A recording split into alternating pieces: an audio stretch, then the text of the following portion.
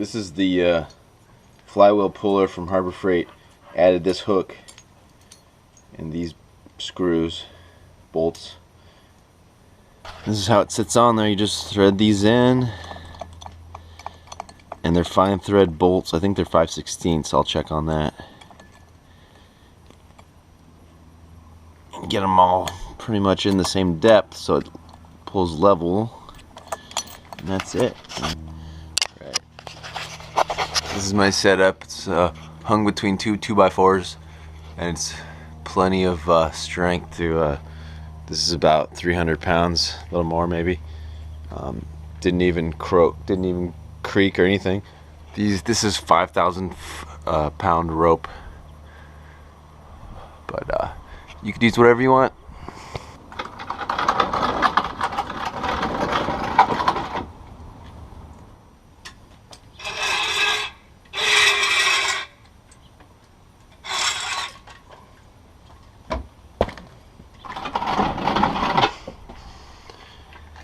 This is the tricky part, because this thing is just not long enough. It's really close though. If I rotate this up. Oh yeah. This is a two-person job.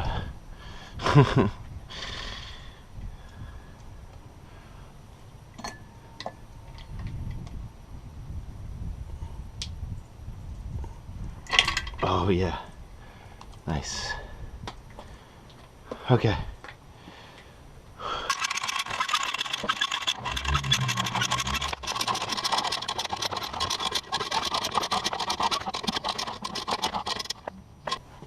Okay, so now it's hanging.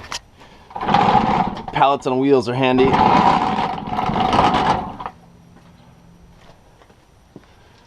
You see this skeg already got hammered and bent once.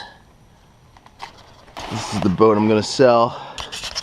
So that's a whole nother project. Doing this second after I fix up the boat I'm keeping, obviously.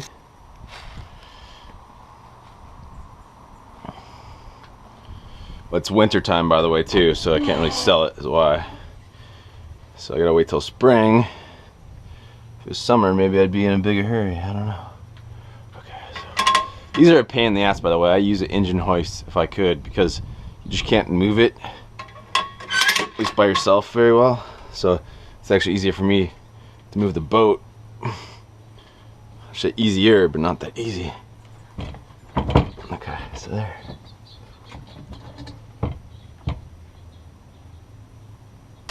Alright, so it's lined up on the second hole, you can see right now. And now I'm just looking at this cavitation plate. It's a little higher than the bottom of the boat. And that might be fine, but that's a little more efficient, but I think it's going to cavitate a bit. So just to be sure, I'm thinking I might lower it down to the lowest hole. This motor just came off the Rima. It was on the second hole, and it totally would cavitate in turns, tight turns, which I don't like. This is a Panther power trim unit. It makes my life so much easier to replace the motor on this and to take it off too, because I don't have to worry about any through hull bolts being sealed. Like, these are all sealed. I can leave them alone, and I can just kind of bolt it on. The reason I have this is because when I bought the boat, it came with a Suzuki 65 that the power trim was dead, so the guy, instead of replacing the power trim on the motor, he got a whole nother power trim unit, which was cheaper, I guess, and that also brings it back like 9 inches, which kind of lets you set this higher. They say for every foot back you can set up 1 inch, which will give you a better draft and also a little more performance because there's less drag down here below the water. So all I gotta do is shove these bolts in here, and then she's hung. Just occurred to me why that was so easy. It's because I didn't mess with the steering cable, which is usually the biggest pain in the ass. So I already kind of did it, then forgot to show you. Then now I kind of undid it halfway, and so I'm going to show you. Before you put it back in there, grease it with some good marine grease all over there. That's what that is. And then you shove it in the hole, and that looks really easy, but depending on how your boat is set up, this bend may be really sharp. It may be a pain in the ass, and you might actually have to do it while it's lifted off. So prepare for that before you bolt this on.